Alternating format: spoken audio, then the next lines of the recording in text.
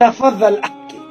عندنا دولة مجاورة نجم نسميها الجزائر الشقيقة. الجزائر الشقيقة في العشر سنوات الأخرى عاشت انتشار كبير لاستهلاك البريغابالين بور بلوزيور ريزون مانيش باش نخوضوا فيهم، خاطر هي فيها كومبوزونت انكسيوليتيك معناتها تنقص من التوتر، تعمل راحة، المسكل يرتاح، المخ يرتاح، دونك تخفف الضغط. اوكي صار ولا رافاج كبير في الجزائر يستعملوا فيها الفئات العمرية والاجتماعية الكل، من الصغير للكبير، للمدير للبطال. اوكي دونك ولا ثم سوق كبيرة، ولا الاستعمال نتاعها ملايين الحرابش في الشهر يتباعوا في الجزائر. اوكي في تونس كان عندنا مصنع ولا زوز يصنعوا فيها عام 2017 2018.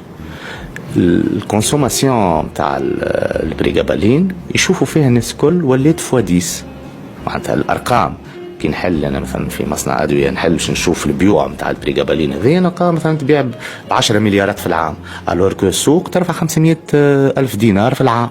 فما في ظرف عام يتعطاو 13 ترخيص اعمام يتسمى اوتوريزاسيون دو ميز سور مارشي، 13 ترخيص ولا اكثر توا باش يتصنع الدواء هذا.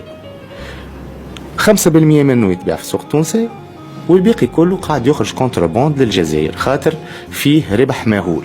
الحربوشة تتكلف دينار في الفارماسي يخلط للحد ب10,000.